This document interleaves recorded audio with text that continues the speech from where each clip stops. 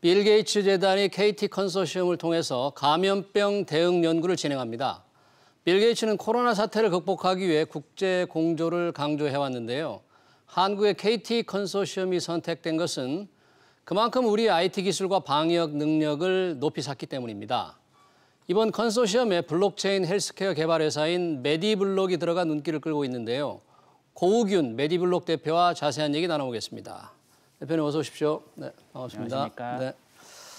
우선 그 메디블록이라는 회사를 우리 시청자들에게 좀 짧게 어떤 회사인지 좀 설명해 주시죠. 네.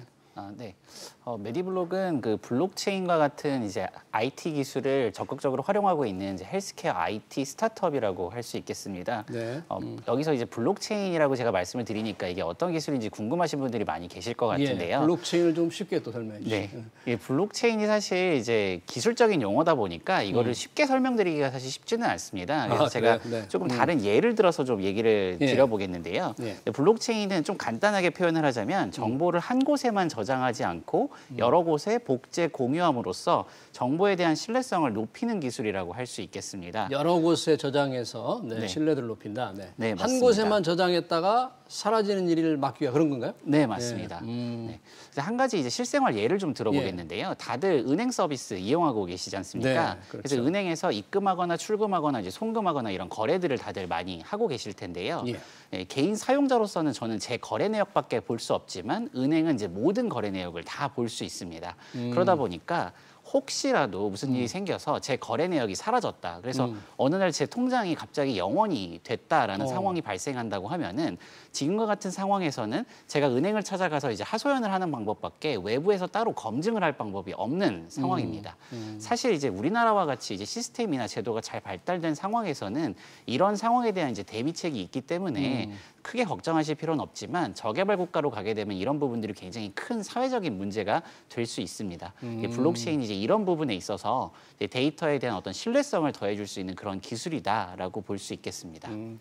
근데 메디블록이 그런 블록체인 기술을 활용해서 이제 의료 플랫폼을 만들어 가고 있는 거죠? 네, 맞습니다. 그럼 실제 그런 메디블록이 개발한 이 헬스케어 서비스가 있을 텐데 우리 국내 병원들이 활용하는 게 좀 혹시 있습니까?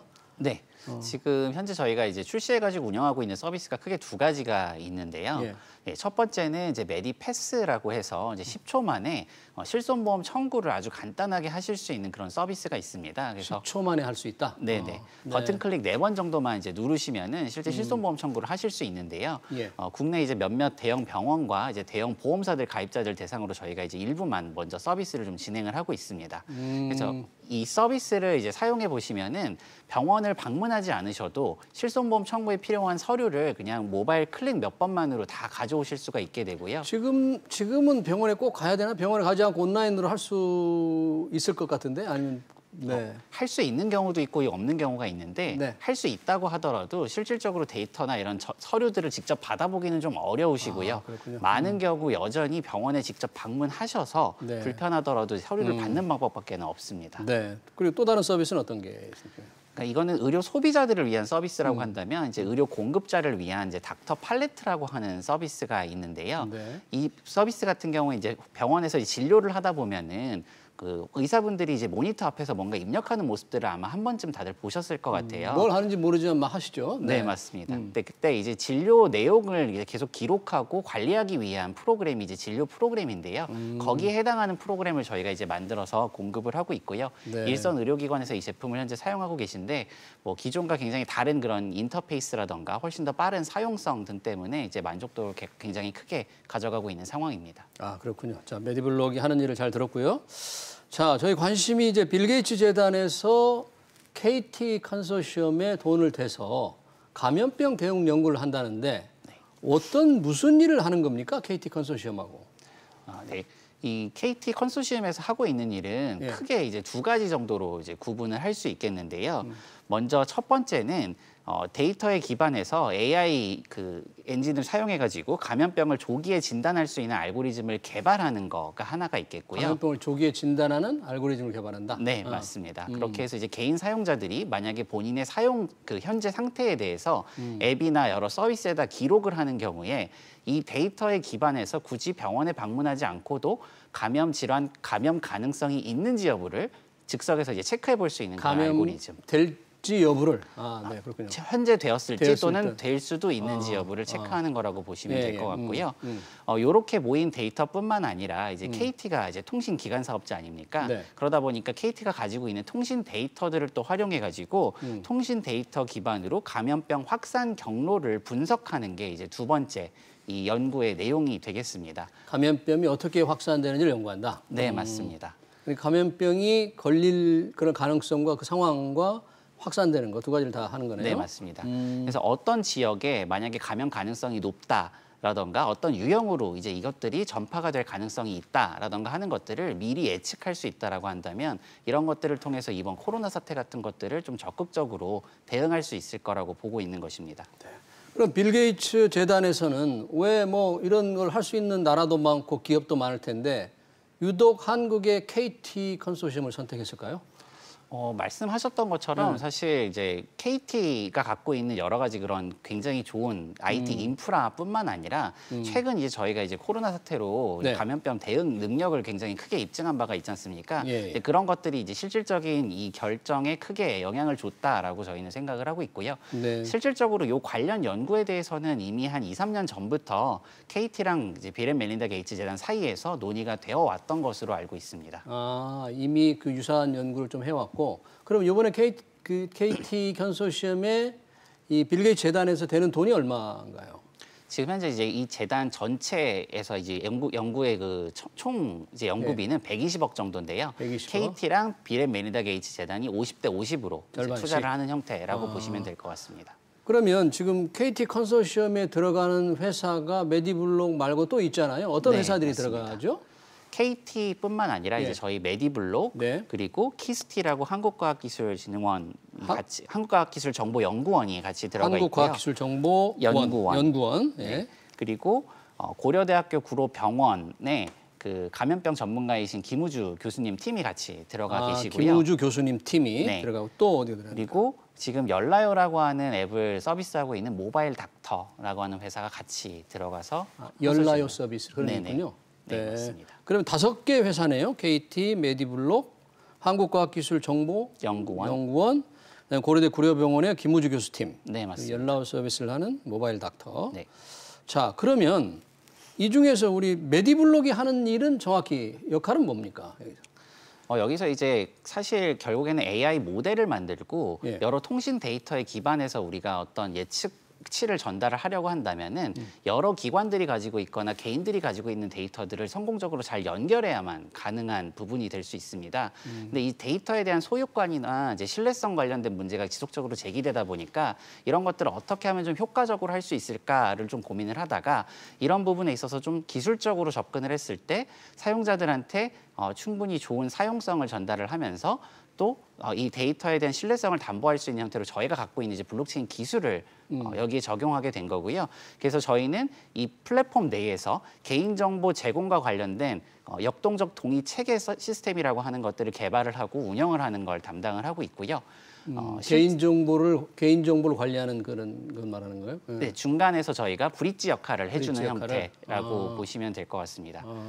그리고 데이터를 사실 이제 무상으로 제공하는 형태여서는 사실 사람들의 자발적인 참여를 기대하는 것밖에는 이제 폭발적인 사용성을 기대하기가 좀 어렵다 보니까 데이터를 가지고 있는 사람들이 이 데이터를 굉장히 적극적으로 여기에 기여할 수 있도록 좀 유도하기 위한 인센티브를 준다 그런 거예요? 네, 맞습니다. 뭐를 줍니까? 적극적으로 참여하는 사람한테? 네. 그래서 일종의 포인트 같은 걸 드린다라고 생각을 하시면 될 것 같고요. 그 포인트 시스템이 저희가 만든 블록체인 기반에서 구현된 블록체인 기반의 리워드 시스템이라고 보시면 될 것 같습니다. 그럼 제가 만약에 참여해서 인센티브로 포인트를 받으면 그 포인트를 저는 어떻게 쓸 수 있나요? 지금 그 사용처 자체는 아직 완전히 결정이 되지는 않았는데요. 그냥 일반적으로 생각하시는 포인트 사용하는 방법이랑 크게 다르지 않을 것 같아요. 일반 크레딧 카드 포인트 사용하는 것처럼? 네, 맞습니다. 뭐 기프티콘을 산다던가 아니면 현금성 카드로 교환한다던가 이런 것까지도 좀 생각은 하고 있고요. 근데 그거는 메디블록이 주는 그 포인트를 그런 가맹점 같은 곳에서 인정을 해줘야 될 텐데 인정을 해줄 수 있다고 그렇게 장담을 하시면 어떻게?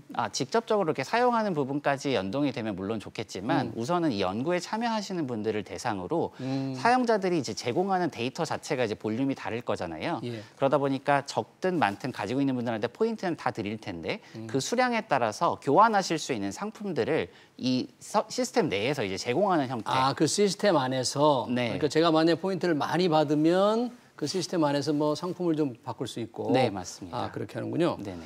그럼 고려대 구로병원의 김우주 교수팀도 참여를 하게 되어 있는데 그 교수팀은 정확히 무슨 일을 하게 되나요? 이 시스템이 결국에 다루고자 하는 내용 자체가 감염 질환 관련된 부분이다 보니까 예. 의료적인 이제 이해도를 필요로 하는 부분들이 굉장히 많습니다. 앞서 얘기 드린 것 같이 이제 AI 기반의 어떤 자가 진단 모델을 만든다거나 그리고 이것들을 통해서 실질적으로 환자한테 적용하는 부분에 있어서 이런 의료 전문성을 확보하는 차원에서 이제 가장 중심이 되는 역할을 해주시는 게 이제 고대 구로병원의 김우주 교수님 팀이라고 보시면 될 것 같습니다. 네. 열나요 서비스를 운영하는 모바일 닥터도 그 롤이 좀 중요한 롤이 있겠죠? 네네, 맞습니다.